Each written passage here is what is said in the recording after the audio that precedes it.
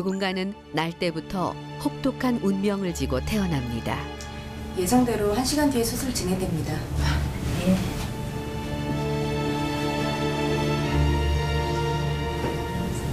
정아야, 수술 잘 받을 수 있지? 엄마, 무서워. 봐, 무섭다잖아.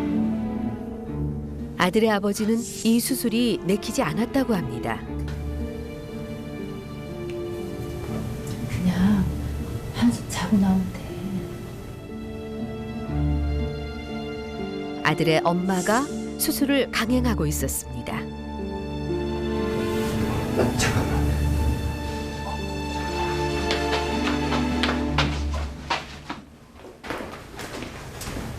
꼭 이래야겠어. 이러다가 정호 죽을 수도 있어. 아니, 이건 정우를 살리는 수술이야. 당신 뒷감당 어떻게 하려고 그래? 안 되겠어.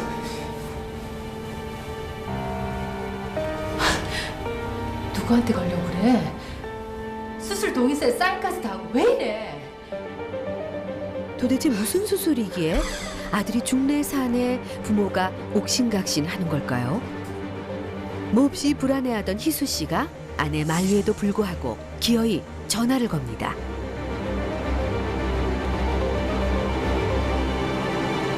여보세요? 어떤 전화일까요? 1시간 뒤. 웬 노 부부가 정신없이 정호의 수술실을 찾습니다. 결국 예정대로 수술이 진행되는 모양입니다. 올해 14살 된 정호는 부부에게 하나밖에 없는 자식입니다. 할 수 있지? 야, 정호야! 수술실이 가까워질수록 희수 씨는 더 초조해 보이고 필시 정호의 수술을 두고 복잡한 사연이 얽혀 있는 것 같습니다. 이때 수술을 저지시키는 노부부. 대체 수영 씨와는 무슨 관계일까요? 그냥 들어가요. 빨리요. 야, 잘하는 거 안 죽여. 이 수술 절대 안 돼. 야, 너 미쳤지? 우리 집안에 데릴 건이 세금이야? 진정하세요, 어머니. 이거 놓으세요.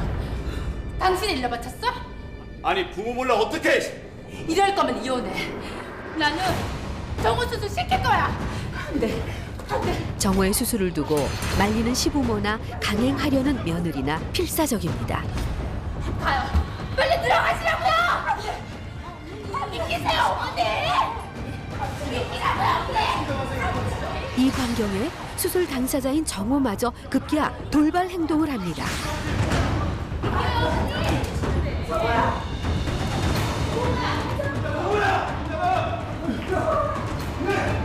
아직 14살. 가족의 싸움에 휘말린 어린 정호는 지금 어디로 도망치려는 걸까요?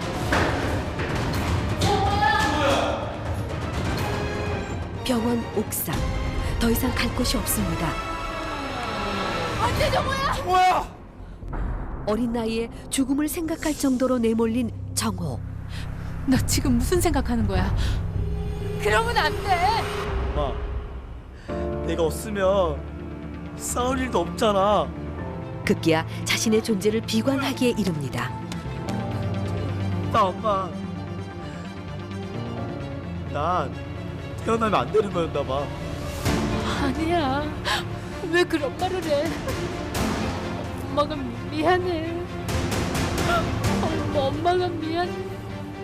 도대체 정호는 무슨 수술을 앞두고 있었던 걸까요?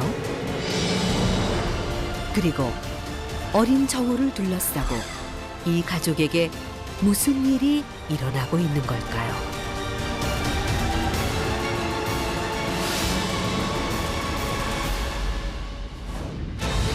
한 달 뒤. 급기야 수영 씨가 흔치 않은 희한한 소송을 제기하면서 남편은 물론이고 시댁과 정면으로 맞섭니다. 여보, 이러지 말자. 조금만 더 기다려보자. 아니, 정호를 꼭 딸로 바꿀 거야. 아들을 딸로 바꾸겠다니? 그럴 수도 있는 걸까요? 이게 대체 무슨 소릴까요?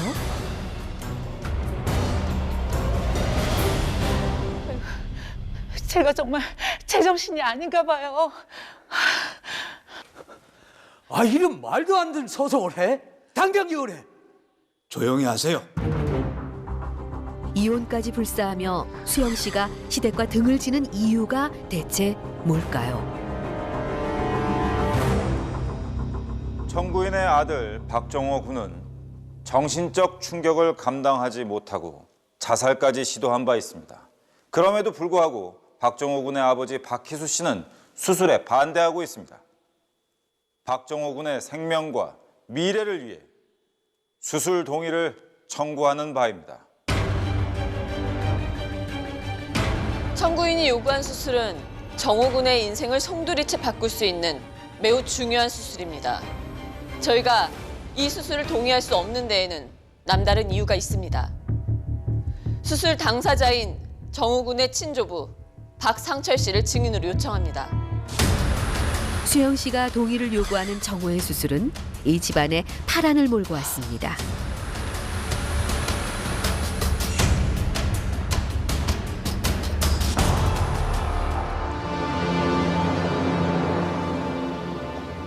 증인, 왜 수술을 반대하시는 건가요?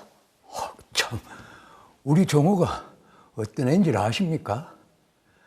정원 낳기 전에 6년 동안 하루도 빠짐없이 지극정성으로 기도해서 낳은 우리 집안 9대 독자입니다. 알고 보니 이 집안은 100년 넘게 한 명의 자손으로 이어진 손귀한 종갓집. 그런데 이런 집안의 시집와 6년 동안이나 소생을 얻지 못했던 수영 씨. 온갖 정성 다 들이고 방법이란 방법은 다 썼는데 하늘도 참 무심하시지. 죄송해요, 어머니. 그 참 아침부터 쓸데없는 소리. 아가, 스트레스 받으면 될 것도 안 됐다. 무려 8대 독자를 남편으로 삼은 가시방석 종부짜리. 그러나 시부모는 수영 씨에게 오로지 가문의 대를 잇는 책무만을 주고 귀한 종부로 떠받들며 지극정성을 다했습니다. 애타는 시부모의 마음을 알기에 수영 씨도 남편과 집안을 받들며 많은 것을 인내하며 살았습니다.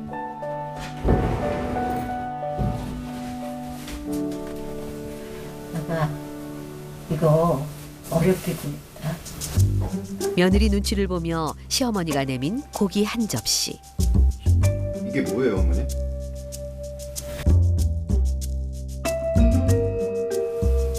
이게 스테이지 거식.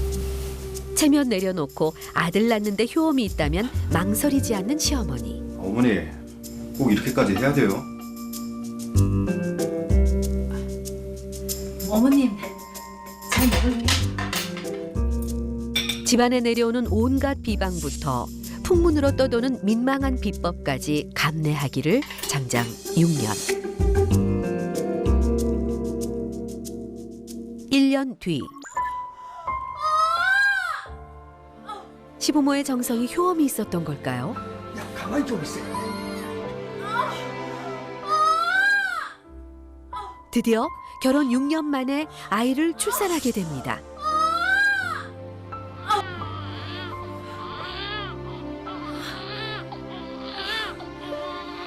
가족의 바람대로 제발 아들이어야 될 텐데요. 축하드립니다. 고추요? 아들입니다. 신의 아들. 무려 9대 독자가 탄생한 겁니다. 그러나 비운의 싹은 그때부터 움트기 시작합니다.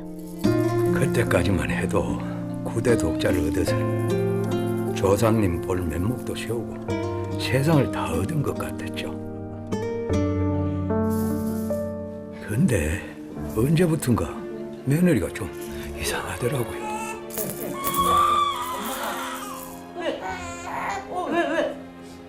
아이고, 요 녀석 쌌네, 쌌어. 저기 살자. 아이고, 요 녀석 냄새도 아주 고해. 자, 어디가 쌌어? 애 기저귀를 간다거나 시킬 때마다 꼭 지가 하겠다는 거예요. 그것도 방으로 들어가서 문 걸어 잠그고 말입니다. 그런데 이뿐만이 아니었다고 합니다. 구대 독자 정호는 무럭무럭 커서 어느덧 7살이 됐는데요. 정호야, 할애비랑 목욕탕 가자. 정호야! 옷을 다 버렸네. 엄마랑. 수영 씨가 정말 수상하죠? 아버지, 저희끼리 가시죠. 저 사람 정호 목욕탕 데려가는 거 싫대요. 때는 어렵게 얻은 자식이니까 그러려니 하고 넘겼습니다. 애들이 우리한테 엄청난 일을 숨기고 있었더라고요.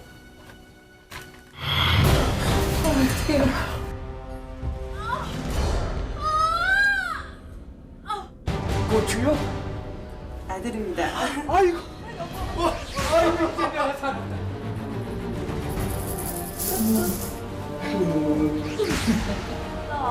저기 살자. 어디가 쌌어? 정호야, 할애비랑 목욕탕 가자. 옷을 다 버렸네. 엄마랑.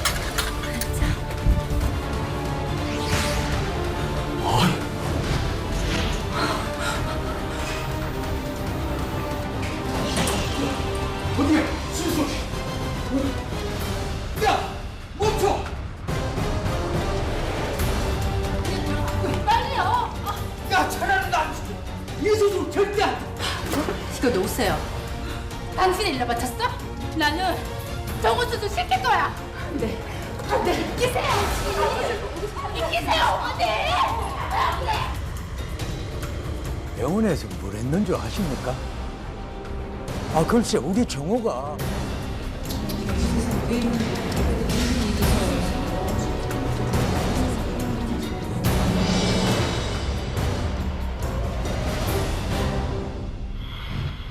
올해 중학교에 입학한 정호.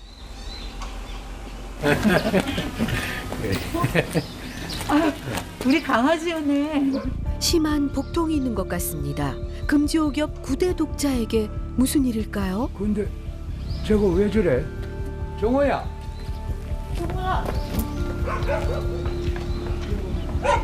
아니, 왜 이러냐? 어디 아프냐? 나 너무 아파요. 아이고, 뭘 잘못 먹었나 보다. 빨리 안으로 들어가자. 이거 벗어. 그래, 이거 먹고. 비밀은 언젠가는 탄로나기 마련이죠. 기어이 그날이 다가오고 있었습니다.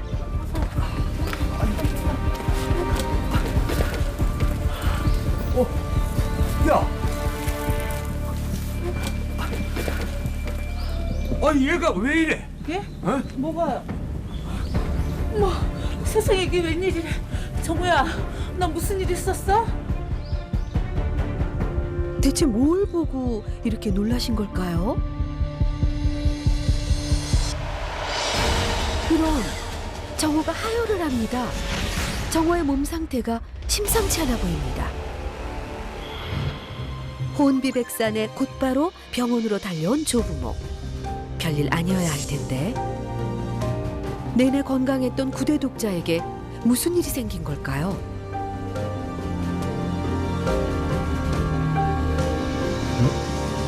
이게 뭐지? 아니 왜요? 정밀 검사 좀 해봐야 되겠습니다. 이상 징후가 발견된 것 같습니다. 결과를 기다리는 조부모의 애가 탑니다. 우리 손자 괜찮은 거죠? 제가 구대 독자입니다. 어르신, 너무 놀라지 마시고요. 대체 의사에게 무슨 얘기를 들었기에 조부모가 이렇게 놀라는 걸까요? 그리고 바로 그날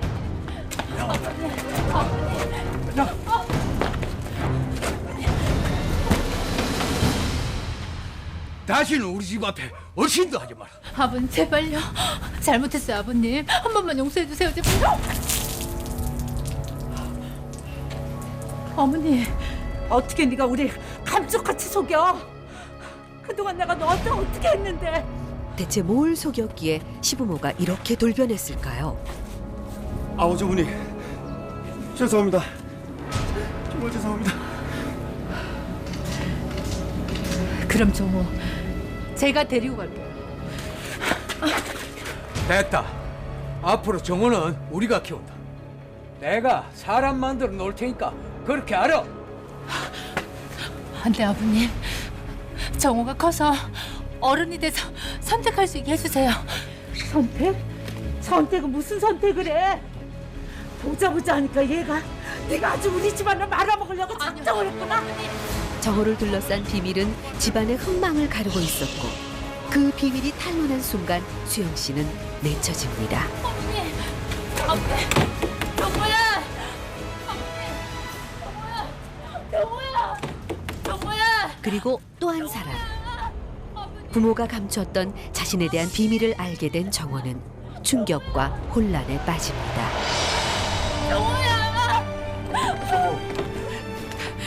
당신은 왜 바보같이 아무 말도 못해? 내 아들 데려와. 내 아들 데려와. 정호 데려오라고. 그렇게 수영 씨는 정호와 생이별을 하게 됩니다. 병원에서 뭘 했는 줄 아십니까?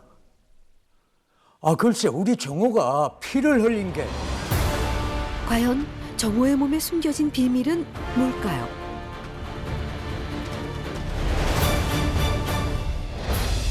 생리를 한 거랍니다. 사내 아이가 생리를 했다니? 이게 대체 무슨 일일까요?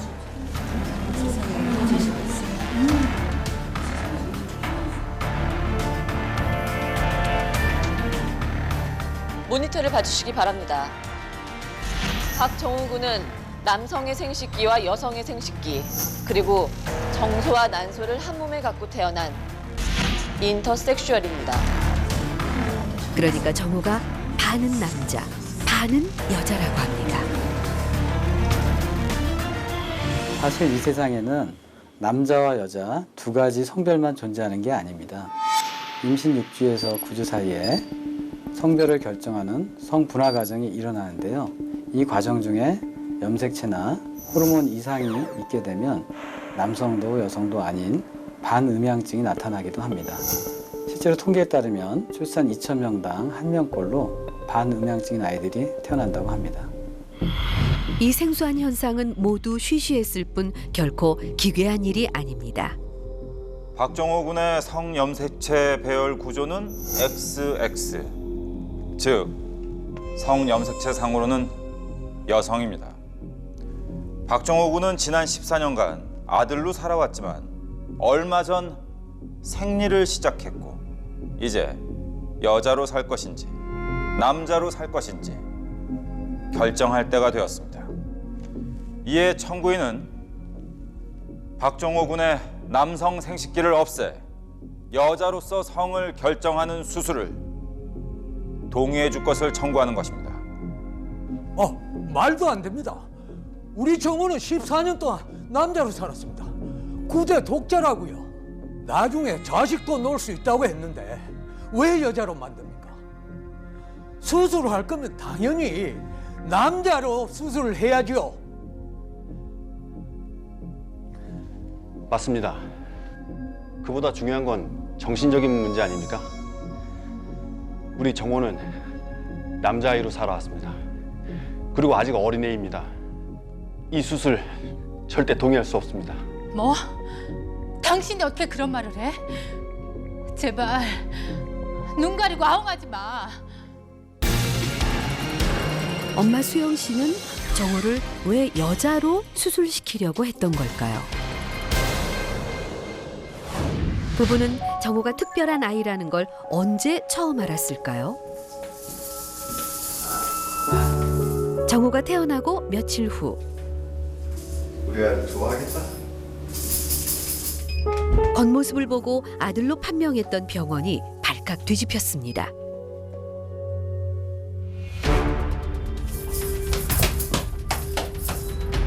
무슨 일이야?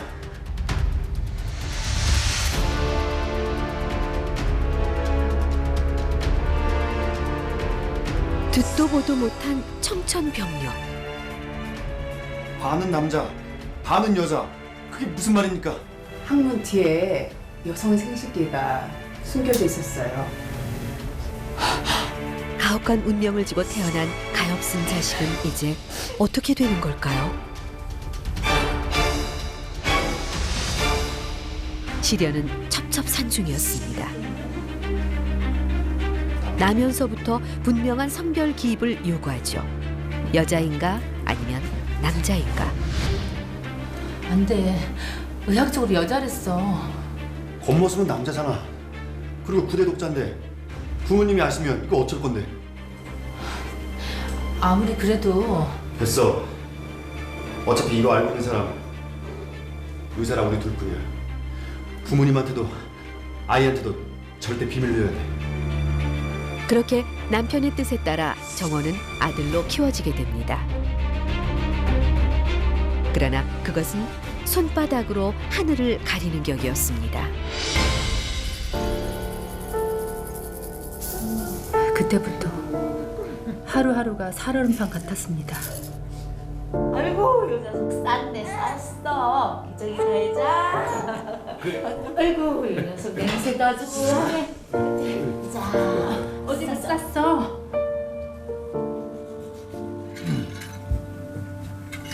정호야, 할애비랑 목욕탕 가자. 일단 남자아이를 키우면서 어떻게든 정호가 어른이 돼서 스스로 결정할 수 있을 때까지 버텨보자는 마음뿐이었습니다. 그런데 정호가 생리를 시작하면서 부모님께서 모든 사실을 알게 됐고 세상에 이게 웬일이야. 정호 데리고 가 친정으로 쫓겨났어. 됐다. 앞으로 정호는 우리가 키운다. 내가 사람 만들어 놓을 테니까 그렇게 알아. 안 돼, 아버님. 정호가 커서 어른이 돼서 선택할 수 있게 해주세요. 보자 하니까 얘가 네가 아주 우리 집안을 말아먹으려고 작정을 했구나. 시부모가 느낀 배신감은 하늘을 찔렀고 며느리를 쫓아내면서까지 구대 독자 정호의 남성성을 포기하지 않았습니다.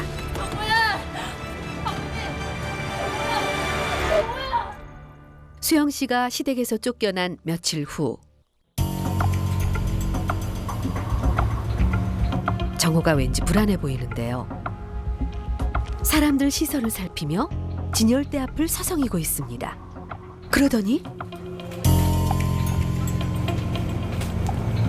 빨리 계산해 주세요. 정호가 훔치듯 가져온 것은 생리대였습니다. 얼마나 무안하고 절박했을까요? 그런데 하필 그때 우리 몸생이 짓궂은 친구들과 딱 마주치고 말았습니다. 좋아. 뭐야? 뭐 좀. 이게 뭐야? 대박. 이 자식 이거 변태 아니야? 큰일입니다. 큰 놀림감이 되게 생겼습니다.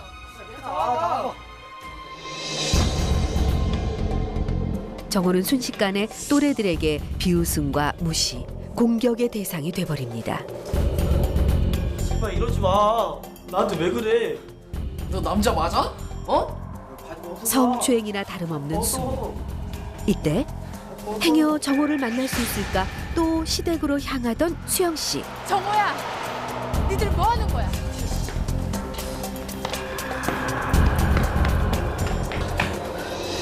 괜찮아, 정호야? 엄마. 처음에는 가족에게, 다음에는 친구들에게 별종 취급을 받으며 세상 끝에 내몰린 정호는 얼마나 외로웠을까요? 수영 씨는 가슴이 찢어집니다.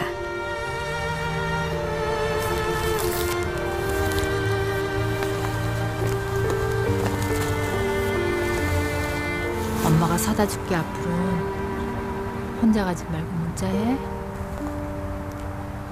엄마, 할아버지가 나 수술해서 남자로 만들 거래. 할아버지가? 근데 나 그냥 여자로 살면 안 돼? 내가 여자애가 되면 할아버지가 날 엄마한테 보내줄 것 같아. 이렇게 태어나고 싶어서 태어난 것이 아닌데 정호는 이 상황이 얼마나 혼란스러울까요? 며칠 뒤 시댁에서 몰래 정호를 빼내온 수영 씨가 함께 쇼핑을 하고 있습니다. 이 옷 어때요? 요즘 최신 유행인데. 잘 어울리세요. 제가 고를게요. 아, 네. 둘러보세요. 그런데 정호가 여자 옷에 관심을 보입니다. 사정을 모르는 남의 눈에는 이상해 보일 일입니다. 사춘기가 되도록 반쪽의 성을 모르고 살았던 정호. 왜? 예뻐 보여? 아니 그냥. 괜찮아. 한번 입어보자. 괜찮아. 엄마랑 같이 입어보자. 서슴없이 정호에게 원피스를 입어보라는 수영 씨. 잠시 후 쑥스러운 듯 여자 옷을 입고 나온 정호. 싫지 않은 모양입니다. 구대 독자라서 어쩔 수 없이 남자아이로 키웠지만 워낙 조용하고 여성스러운 아이였습니다. 아이가 더 큰 상처를 받기 전에 엄마인 제가 결단을 내려야 한다고 생각했습니다. 그리고 며칠 뒤 조부모가 키우던 정호가 하굣길에 감쪽같이 사라져버립니다. 수술 잘 받을 수 있지? 꼭 이래야겠어. 이러다가 정호 죽을 수도 있어. 아니, 이건 정호를 살리는 수술이야. 시부모 몰래 정호를 여성으로 확정짓는 수술을 강행하는 수영 씨. 그러나 수술 직전 아들의 전화를 받고 달려온 시부모에게 발각됩니다. 야, 차라리 낫지. 이 수술 절대 안 돼. 야, 미쳐지? 우리 집안에 되게 분기생이야. 이거 놓으세요. 당신이 일러 바쳤어? 이럴 거면 이혼해. 나는 정호 수술 시킬 거야. 안 돼, 끼세요. 이런 갈등과 혼란 속에서 정호는 어떻게 살아야 할까요?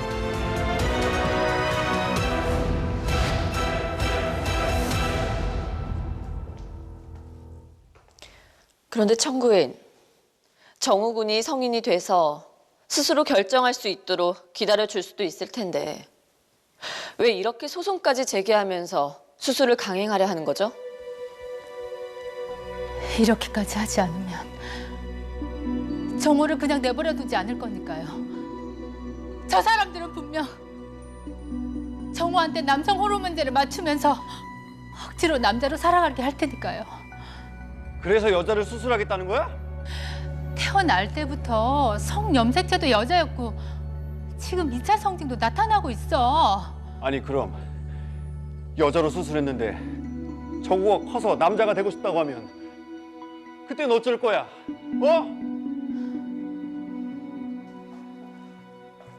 부모의 섣부른 결정이 아이에게 성 정체성 혼란을 가져다준 경우도 많습니다.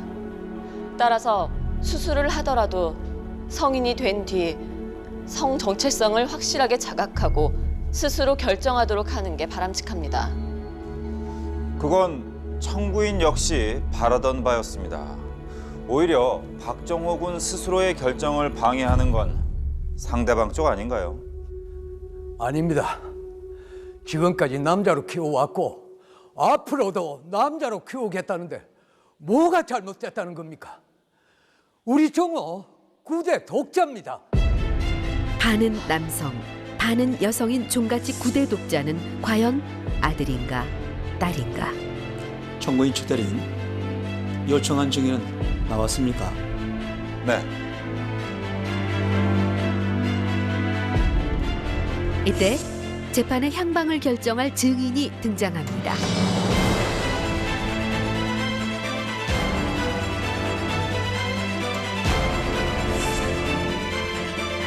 학교에서는 왕따, 집안에서는 숨겨야 할 수치, 사회에서는 남자인지 여자인지 한쪽을 강요받는 존재. 정호군은 엄마가 무슨 수술을 원하는지 알고 있나요? 네. 정호군도 그 수술에 동의했습니까? 과연 정호의 진짜 마음은 무엇일까요?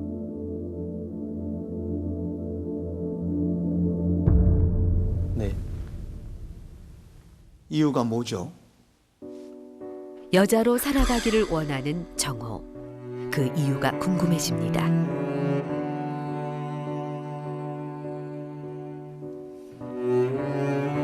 전 그냥 저 때문에 싸운 게 싫어서. 저는 엄마도 사랑하고 아빠도 사랑하고 할머니 할아버지도 사랑해요. 제가 이렇게나 태어나서 미안한데요. 근데 제가 그런 게 아니에요. 신의 영역을 대신해 누가 이 아이의 성을 결정해야 할까요? 부모인가요? 의사인가요? 아니면 법인가요? 호주와 독일에서는 박과 같이 양성으로 태어난 아기는 출생증명서에 남자도 여자도 아닌 제3의 성으로 기록할 수 있도록 되어 있습니다. 그런데 우리나라의 경우에는 인터섹슈얼, 즉 반음양증에 대한 법과 제도가 없습니다.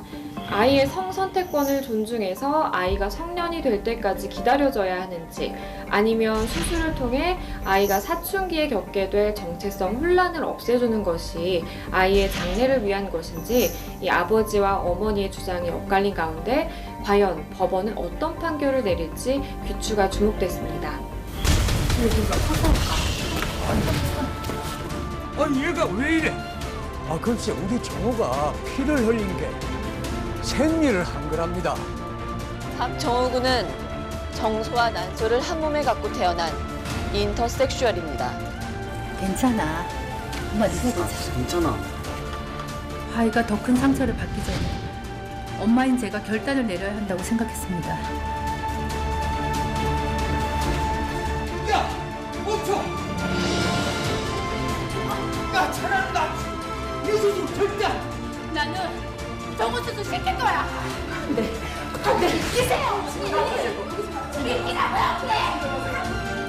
기왕 수술을 할 거면 당연히 남자로 수술을 해야지요. 정호를 꼭 딸로 바꿀 거야. 이제 여자로 살 것인지 남자로 살 것인지 결정할 때가 되었습니다. 제가 이렇게나 태어나서 미안한데요. 근데 제가 그런 게 아니에요.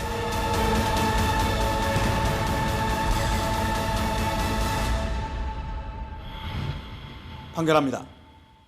박정호 군의 성 염색체는 여성으로 판명되었으나 반음양증으로 현재까지는 남성으로 살아왔다는 사실이 인정된다. 박정호 군 같은 인터섹슈얼자의 성 전환 수술은 당사자의 성 정체성 및 본인의 의사가 가장 존중되어야 한다. 그러나 박정호 군은 아직 성 정체성의 혼란을 겪고 있는 미성년자로서 현재 시점에서의 성 전환 수술은 그 시기가 이르다고 판단되는 바 청구인의 청구를 기각한다.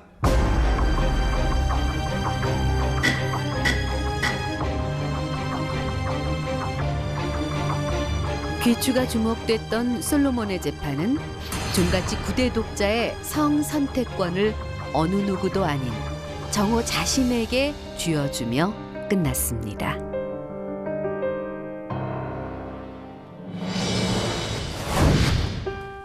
하루 15시간을 꼬박 세탁소 일로 보내는 엄마.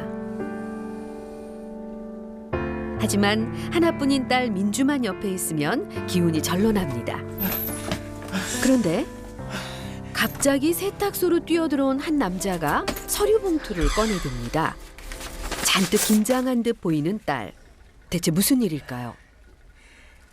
축하한다고 민주. 합격이야. 대학에 다니면서 어렵게 준비했던 미국 입시. 드디어 합격 통지가 날아온 것입니다. 민주 정말 대단해요. 미국 사립고등학교 다니는 애들도 못 가는 대학인데. 이게 다 선생님 덕분이에요. 정말 수고 많으셨어요. 고맙습니다. 고맙습니다. 그런데 벼랑간 어두워지는 딸 민주의 얼굴. 또 걱정한다. 등록금이 5만 달러가 넘는데. 엄마가 다 알아서 해. 걱정하는 딸을 안심시키는 엄마. 한두 푼도 아니고 그 엄청난 학비를 어쩔 생각일까요? 그로부터 며칠 후. 뭐해? 형님 오셨어요? 이거 드라이 좀 해줘. 예. 안 그래도 형님 좀 찾아뵐까 했었는데. 왜? 한 5천만 좀 융통해 주실 수 있을까요? 내가 그런 돈이 어딨어? 있어도 못 빌려줘. 나한테 여태 빌려간 돈이 얼만데. 어떻게 좀 안 될까요? 아유 진짜 이 사람 큰일 날 사람이네. 나 못 들은 걸로 할 테니까 나한테 빌려간 돈이나 얼른 갚어. 저 형님. 아유 이달 안에 다 해결해줘. 알겠지? 이웃의 인심을 잃은 듯 보이는 엄마 김영미 씨. 이 정도면 빌린 금액이 만만치 않다는 걸 텐데요.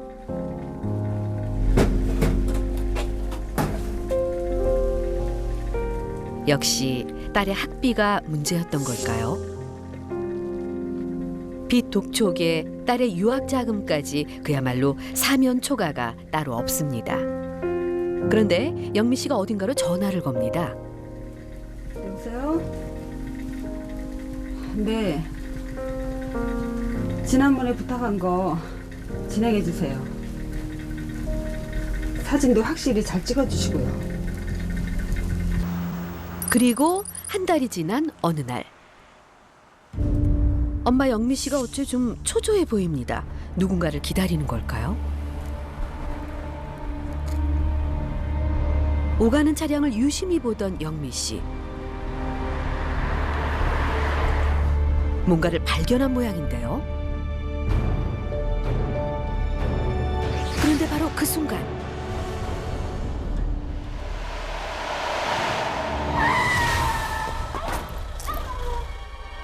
이게 웬일입니까?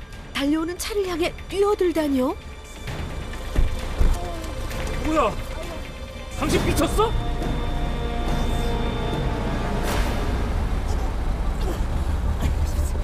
뭐라고? 사람 들어오는 거 못 봤어? 그렇게 막 달리면 어떡해? 그런데 영미 씨의 얼굴을 본 남자의 표정이 묘합니다. 여보, 내가 알아서 처리할 테니까 당신 먼저 들어. 괜찮겠어? 그럼 걱정하지 말고 빨리 들어가. 서둘러 아내를 집으로 들여보내는 남자. 당신 지금 뭐 하자는 거야? 이거나 봐. 대체 두 사람은 무슨 관계일까? 남자에게 뭔가를 건넸습니다. 그것은 바로 남자의 불륜 현장을 찍은 사진입니다.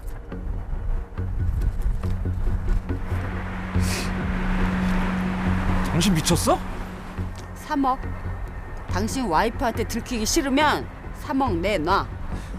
뭐? 무슨 헛소리야?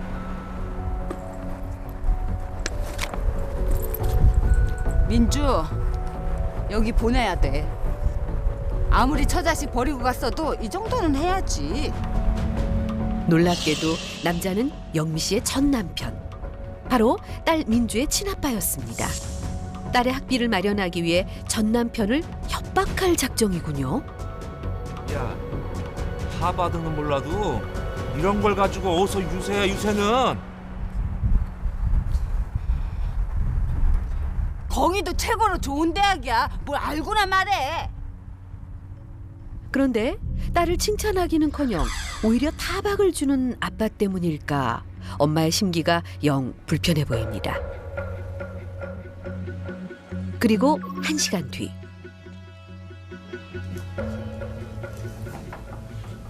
고민주, 시간 됐다. 네, 옷 갈아입고 갈게요. 밤 12시 정각. 무슨 일인지 엄마가 공부 중인 딸을 부릅니다.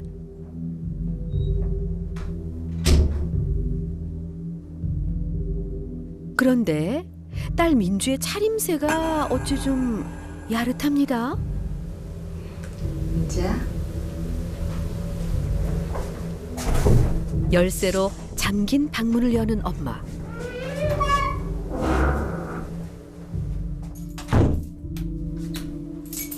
대체 이 방은 뭘까요? 벽면 빼곡히 붙어 있는 것은 민주가 받은 상장들이었습니다. 민주야? 앉아야지. 네, 엄마.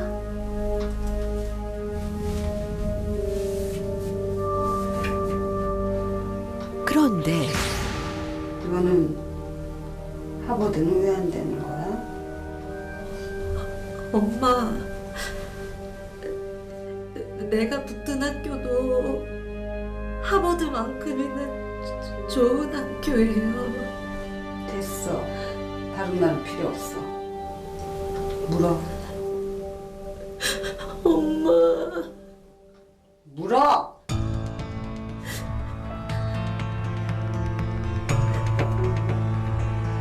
딸의 입에 수건을 물리고는 회초리를 고르는 엄마. 대체 어찌 된 영문일까요?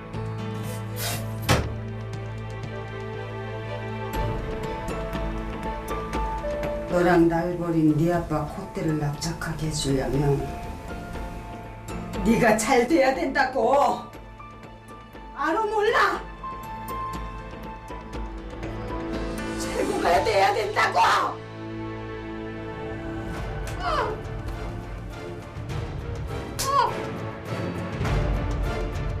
유난히 무서운 엄마와 말 잘 듣는 딸. 그 기묘한 관계가 부른 충격적인 사건이 시작됩니다.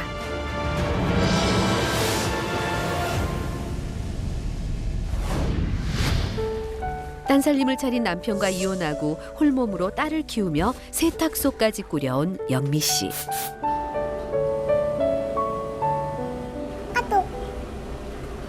일손을 멈추고 휴대전화를 확인하는데요. 딸 민주가 보낸 메시지입니다. 그런데 메시지가 한두 개가 아닙니다.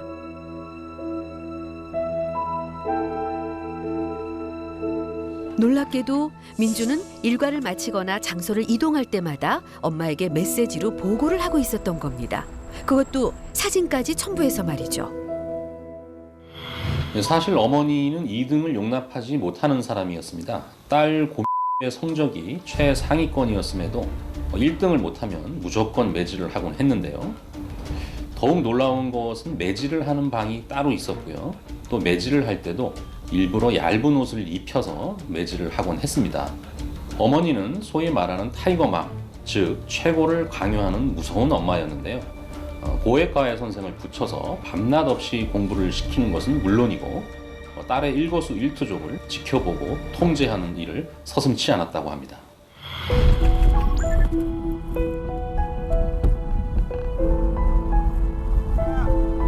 선생님!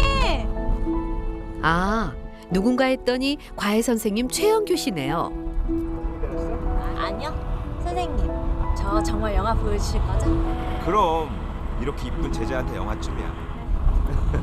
선생님, 잠깐만요. 또 엄마에게 보고할 모양인데 이게 웬일이죠? 거짓 메시지를 보냅니다. 선생님, 이제 가요. 스터디에 들어간다고 하고서는 태연이 영화를 보러 가는 딸 민주. 그런데 며칠 후 민주 엄마! 민주 엄마! 아유 진짜. 아줌마! 네 엄마 어디 갔어? 세탁소문은 왜 안 열었어? 네? 아니 저희 엄마랑 같이 여행 가신 거 아니에요? 네 엄마 어디 있냐니까? 대체 왜 이러세요? 어디 간 거야? 왜 그러세요? 야, 니네 엄마가 우리 돈 떼먹고 날랐다고. 진짜 우리 돈 가지고 도망간 거 아니야? 어? 저건 뭐야? 여기 잠겨 있는 거 보니까 이 안에 있는 거 맞네. 민주 엄마! 민주 엄마! 이 방은 안 돼요. 야, 안 돼요. 뭐가 안 돼? 안 돼요. 열쇠 있는 거 찾아봐. 아우, 비켜봐. 아우, 진짜. 사라진 민주 엄마를 찾겠다며 잠긴 방까지 열어보려는 이웃 주민들. 언니, 빨리 열어, 빨리. 안 돼요. 이거네. 민주 엄마! 뭐야, 이 방은? 어? 그런데 딸의 표정이 심상치 않습니다. 갈기갈기 찢어진 채 널브러져 있는 상장들. 느닷없이 사라진 엄마. 그리고 엉망진창이 된 비밀의 방. 대체 무슨 일이 벌어지고 있는 걸까요? 그로부터 보름 후 경찰로부터 연락을 받고 어딘가를 황급히 달려온 민주.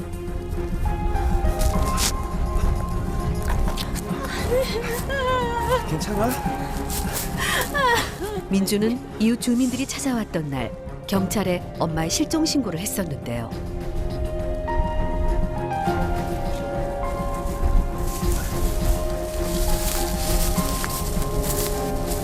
저기 연락 받고 왔는데요.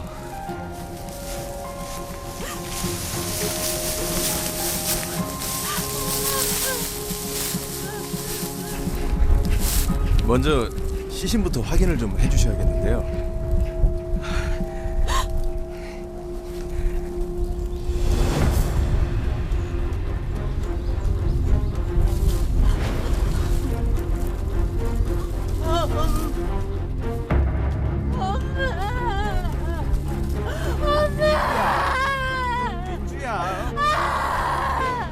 단 한마디 말도 없이 사라졌던 엄마는 시신이 되어 딸에게 돌아온 것입니다. 어머니는 집을 나간 지 18일 만에 싸늘한 주검으로 발견이 되었습니다. 새벽에 산에 오르던 등산객이 나뭇잎 사이로 튀어나온 손을 보고 신고를 하게 됐고 경찰이 출동하면서 어머니의 시신이 발견이 되었습니다. 부검 결과 어머니는 사라진 그날 타인에 의해 목숨을 잃었다는 점이 밝혀졌고요. 그때부터 경찰은 타살에 초점을 맞추고 수사를 진행하게 되었습니다. 5개월 후 엄마 김영미 씨 살인 사건에 대한 1차 공판이 열렸습니다.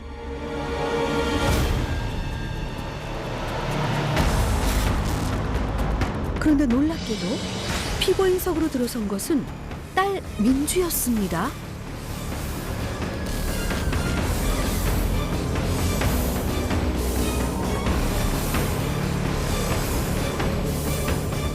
피고인은 지난 4월 16일 자신의 어머니인 김영미 씨를 살해한 혐의로 기소되었습니다. 미국 유수의 명문대 입학을 목전에 두고 있었던 모범생 딸의 존속 살해 사건. 기소에서 재판까지 세간의 이목이 집중된 상황.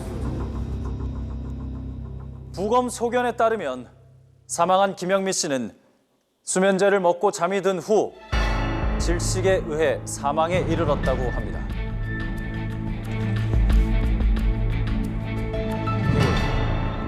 1년 전부터 신경정신과 치료를 받았죠? 네. 우울증과 수면장애 약을 처방받았네요. 피고인이 처방받은 약과 동일한 성분이 사망한 김영미 씨의 혈액과 위에서 검출이 됐습니다. 수사 과정 중 고민주의 처방약과 동일한 성분이 사체에서 검출되면서 수사의 초점이 모아지게 됐던 겁니다. 피고인, 어머니에게 자신의 약을 먹였습니까? 그 다음엔 어떻게 했죠? 어찌된 일인지 묵묵부답으로 일관하는 피고인. 모니터를 봐주시기 바랍니다. 부검 중 시신의 입에서 나온 베갯솜입니다. 이것은 사망한 김영미 씨가 평소에 사용하던 베갯솜과 동일한 것입니다. 그렇다면 딸은 왜 어머니를 죽음에까지 이르게 한 것일까요? 그런데 피고인, 학번이 어떻게 됩니까?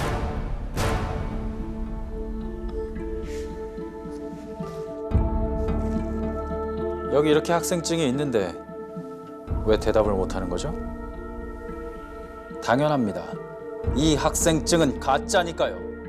피고인, 가짜 대학생 노릇을 하면서 어머니를 속였던 거죠. 그게 탄로날까 봐 어머니를 죽였습니까? 고민주가 어머니를 속이고 가짜 대학생 노릇을 하고 있었다니? 이건 대체 어떻게 된 일일까요? 고민주는 고등학교에 들어가면서부터 성적이 떨어지기 시작했다고 합니다. 바라는 성적을 거두지 못하면 무서운 매질을 당하게 될 것임을 누구보다 잘 알았던 딸. 체벌이 두려운 나머지 성적표까지 위조하게 됐던 겁니다.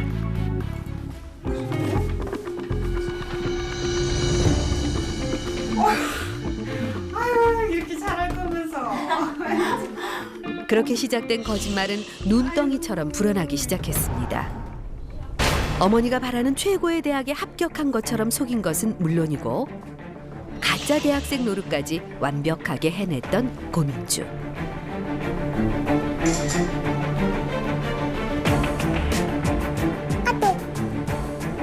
딸이 보낸 사진과 메시지를 모두 진실로 알고 있었던 어머니. 딸은 무려 5년에 가까운 시간 동안 어머니를 속여왔던 겁니다.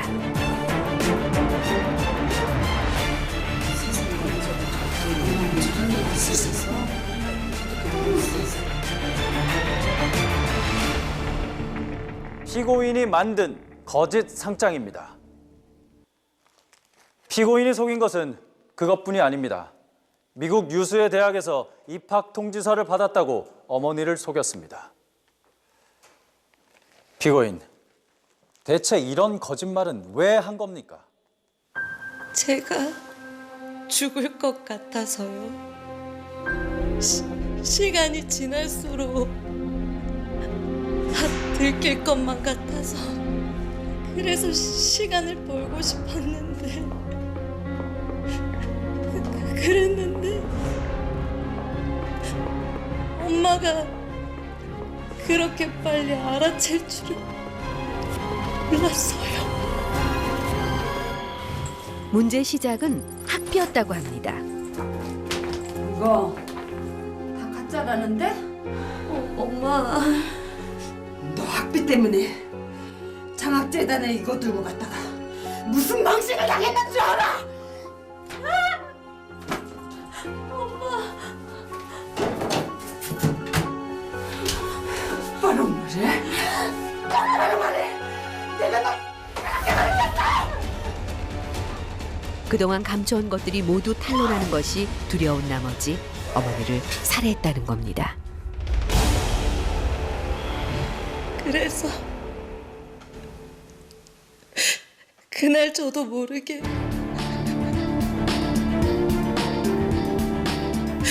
죄송합니다. 죄송합니다. 어머니의 과도한 기대에 부응하지 못해 가짜 인생을 살다가 결국 존속 살해까지 저지른 이상 중형을 피하기 힘든 상황. 축하한다 고민주. 합격이야. 이게 다 선생님 덕분이에요. 고맙습니다. 고맙습니다. 그러면 하버드는 왜 안 되는 거야? 최고가 돼야 된다고!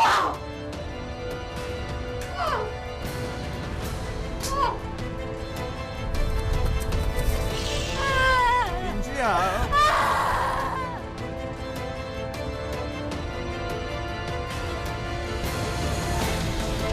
이 학생증은 가짜니까요. 그게 탄로날까 봐 어머니를 죽였습니까? 죄송합니다.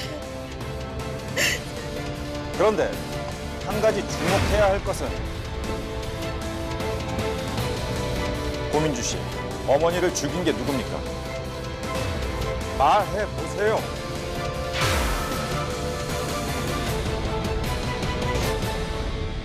그리고 2차 공판이 이어졌습니다. 세간의 관심은 고민주의 형량에 쏠려 있었는데요.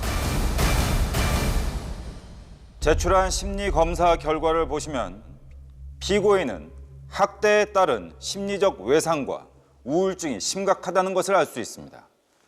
그런데 한 가지 주목해야 할 것은 가정폭력의 피해자인 피고인이 절대적인 권위를 가진 어머니를 철저히 따르는 복종 심리를 보인다는 것입니다. 이런 고민주 씨를 곁에서 지켜본 최현규 씨를 증인으로 신청합니다. 모녀의 생활을 가까운 곳에서 지켜봐온 과외 선생님 최현규 씨가 증인석에 자리했습니다.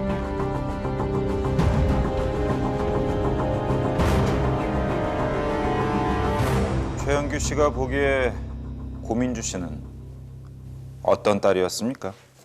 있습니다. 고민주 씨의 정신감정과 심리검사 결과는 이미 제출됐습니다. 이에 대한 신문은 더 이상 불필요합니다. 아닙니다. 증인의 답변이 꼭 필요합니다. 변호인, 계속하세요.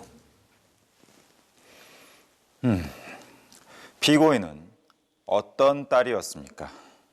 말을 참 잘 듣는 딸이었죠. 제가 지켜본 바론 반항 한 번 한 적 없는 착한 딸이었습니다. 피고인은 선생님의 말도 참 잘 들었더군요. 네.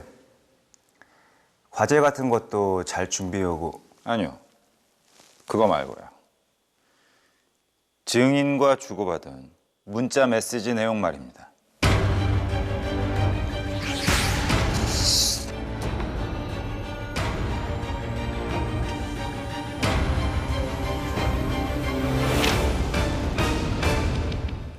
민주야, 내가 시키는 대로만 하면 돼.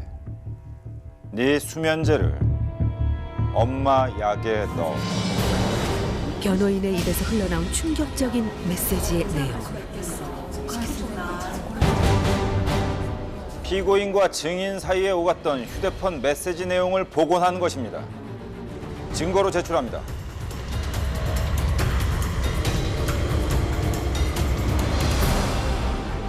증인, 어머니 김영미 씨를 살해한 건 당신이죠? 지금 뭐 하시는 겁니까? 당신이 죽이고는 고민주 씨한테 범인을 자처하도록 조종한 거잖아요! 과외 선생인 최현규가 어머니를 살해한 다음 고민주를 조정해 범인으로 내세웠다는 변호인의 놀라운 주장. 고민주 씨, 어머니를 죽인 게 누굽니까? 당신입니까? 최현규 씨입니까?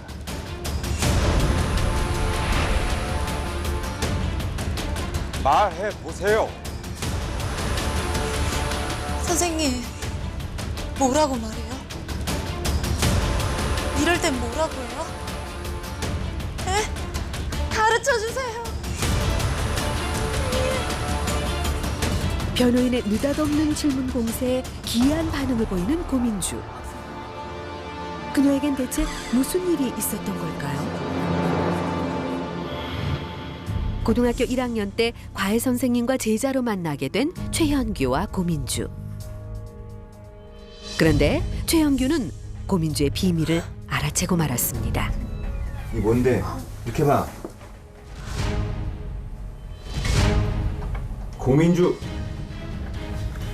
선생님, 엄마한테 알리지 말아주세요. 선생님, 저 정말 죽어요. 저 진짜 죽어요, 선생님.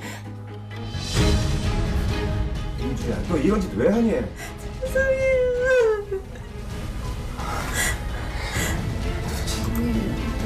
모든 것을 털어놓고 도움을 청한 고민주.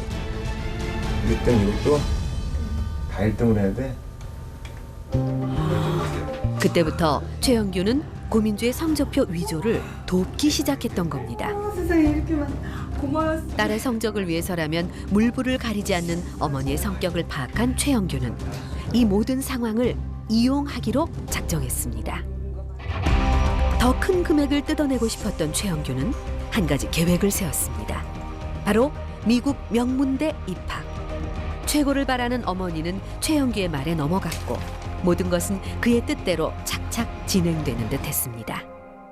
그러던 어느 날 누구세요? 어머니, 웬일이세요? 장학재단에 이걸 보여줬더니 위조문서라네요. 이거 어떻게 된 거죠? 네? 어머니, 나가서 말씀하시죠. 네, 나가서. 어머니, 나가서. 잠깐만요. 어머니.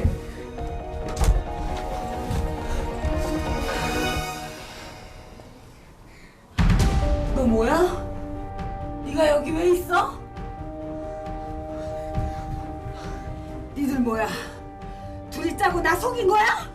어머니, 뭔가 오해가 있으신 것 같은데 되게 과해했어요. 정말이에요. 끼고 있네. 너 이리 와. 엄마. 어머니. 내가 너 경찰에 고소할 거야. 두고 봐. 어머니. 그렇게 꼬리를 밟히게 된 최현규와 고민주. 5년 가까이 감쪽같이 속아왔다는 사실을 눈치챈 어머니의 분노는 극에 달했습니다.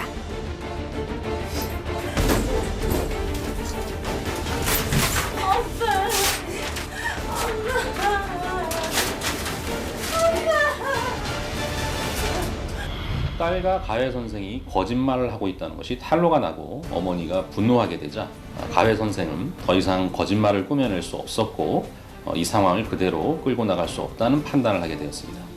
그때부터 가회 선생은 휴대전화로 충격적인 지시를 딸에게 내리기 시작했습니다. 아, 이거 어떡하지?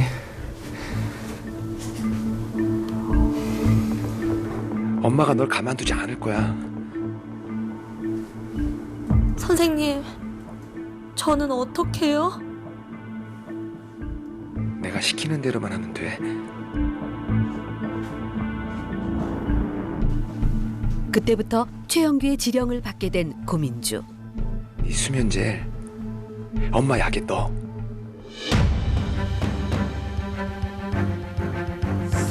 겁에 질린 고민주는 최영규가 시키는 대로 움직이기 시작했습니다.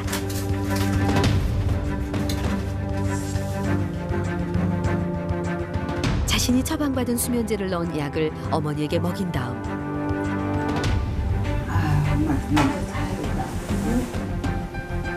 잠이 들기를 기다렸습니다.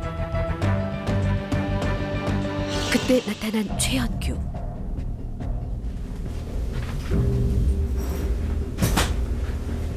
걱정하지 마. 선생님이 다 알아서 할게.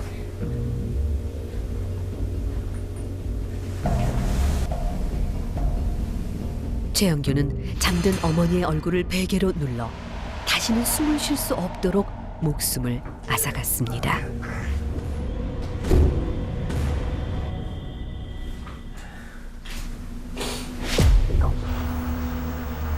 어머니의 시신을 딸과 함께 유기한 최현규. 민주야, 이제 널 때리는 사람도 없어. 누가 이렇게 해줬지? 선생님이요. 그래. 그러니까 이제부터 선생님이 시키는 대로만 하면 돼. 혹시라도 경찰에 잡히면 어떻게 된다고? 제가 다 알아서 했다고 해야 해요. 그래. 그럼 넌 엄마한테 맞던 아이니까 금방 나올 수 있어. 네. 아, 우리 민주 착하다. 네. 지금 우리 딸은 엄마에게 상당히 많은 폭력을 시달렸었고 그리고 압박을 많이 받았었습니다. 그래서 상당히 위축되어 있는 그런 상황들에서 가회 선생님이라고 하는 어떻게 보면 구원자 같은 사람을 만나는 거예요. 자기를 도와주고 그리고 또 지지해주고 이제 이런 모습들이 이제 딸이 느꼈을 때는 심리적으로 상당히 위안을 받을 거고 그리고 어떤 일들을 하게 했었을 때 그대로 따라갈 수밖에 없는 상황들로 아마 만들어지지 않았을까라고 생각을 하는 것이죠. 판결합니다. 피고인 고민주는 유년 시절부터 최근에 이르기까지 피해자로부터 계속적 반복적으로 가혹한 체벌을 받아왔다는 점이 인정된다. 그리고 피고인 고민주는 성적 및 합격 위조 사실이 밝혀지게 되어 감당하기 어려운 과도한 스트레스를 받은 상태에서 최현규의 말에 현혹되어 갑작스럽게 범행을 저지른 사실이 인정된다. 그러나 피해자의 부당하고도 가혹한 체벌을 회피하기 위한 유일한 방법이 어머니의 생명을 앗아가는 것을 돕는 것밖에 없었다고 볼 수는 없다. 이에 피고인 고민주에게 징역 3년을 선고한다.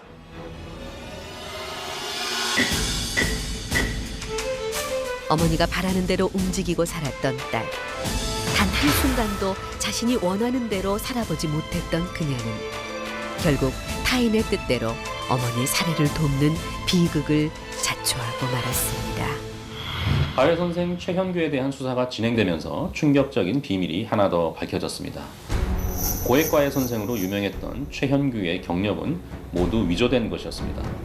최현규는 자신의 학력과 경력을 위조하고 있었기 때문에 이게 드러나는 것이 두려웠던 나머지 고민주의 어머니를 살해하게 된 것입니다. 결국 법의 심판을 받게 된 최현규는 살인죄 및 사체 유기죄로 징역 15년형을 선고받게 되었습니다.